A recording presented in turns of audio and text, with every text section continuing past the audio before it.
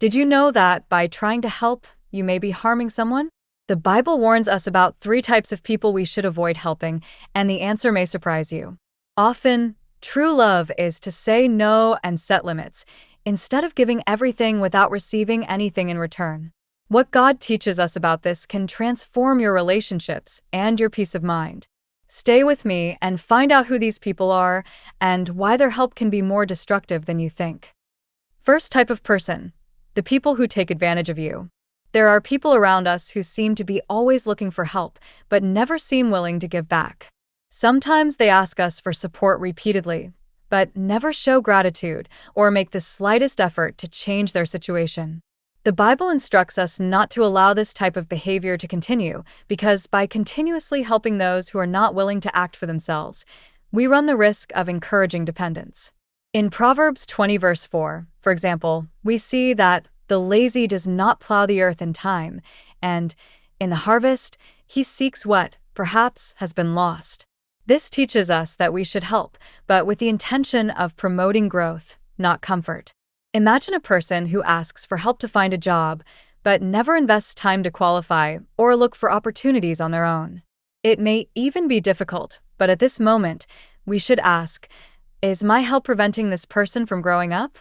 The faith we have in God teaches us that love is not synonymous with permissiveness, but with help that leads to transformation.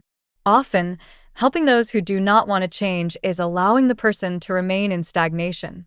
As it says in 2 Thessalonians 3 verse 10, whoever doesn't want to work, don't eat either. This is a powerful principle that reminds us of the importance of not pushing others into inactivity.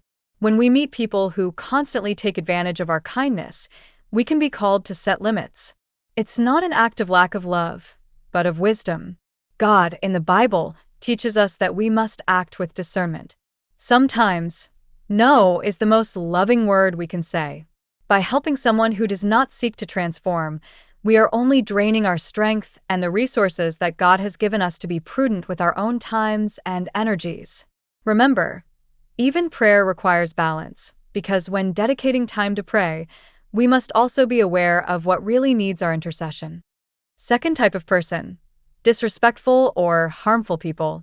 There are people in our lives who not only ask for our help, but demand it in a disrespectful, toxic, and even manipulative way. This type of attitude can often put us in dangerous or emotionally exhausting situations. And the Bible, with its timeless wisdom, teaches us to be careful when choosing who to invest our time and energy in. In Matthew 7 verse 6, Jesus says, "Do not give the dogs what is holy, nor throw your pearls before the pigs, so that they do not step on them with their feet, and, turning around, they tear you to pieces." This verse teaches us that not every request for help should be answered, especially when the person does not have the slightest respect or consideration.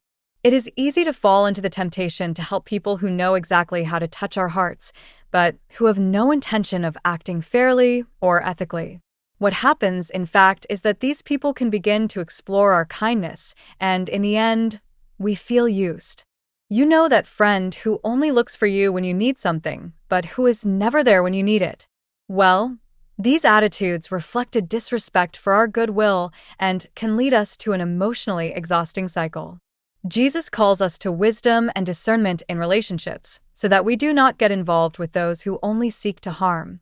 True help comes from a place of genuine care and respect, and often the most loving way to help is, in fact, saying no to those who try to manipulate us.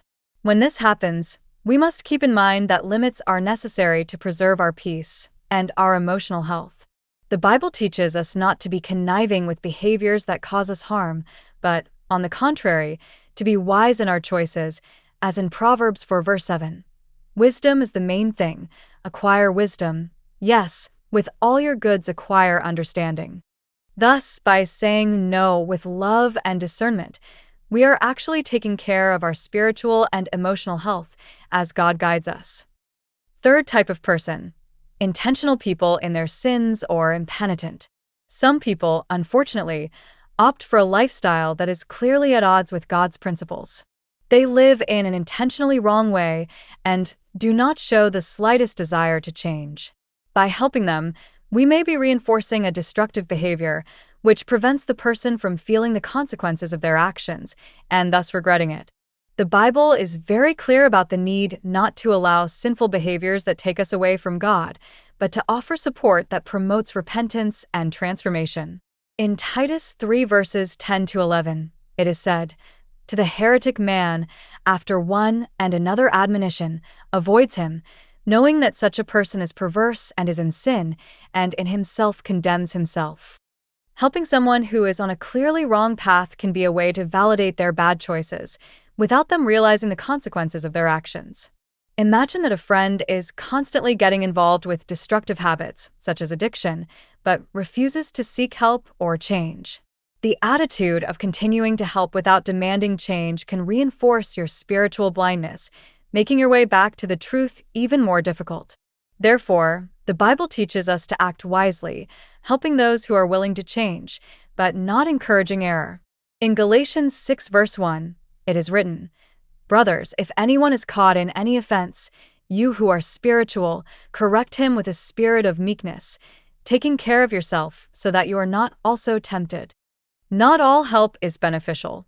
Sometimes helping someone who is intentionally living in sin can be the most harmful thing we can do, because by doing so, we are preventing that person from confronting his need for repentance. God calls us to act with love, but also with responsibility. We must help, yes, but always in a way that promotes genuine change. As teaches in Proverbs 27 verse 6, "Faithful are the wounds made by the friend, but the kisses of the enemy are deceptive." When we help in a way that leads the person to repentance and transformation, we are really being faithful to God's principles. Now that you know these three types of people that the Bible advises us not to help, how will you apply this knowledge in your life? Have you put yourself in situations that drain your energy and don't bring fruit? Remember, sometimes saying no is the greatest act of love you can offer. What changes can you make today to establish healthy limits and protect your peace? If this video touched your heart, subscribe to the channel, activate notifications, and continue learning how to live according to God's principles without giving up your well-being. What are you going to do from now on?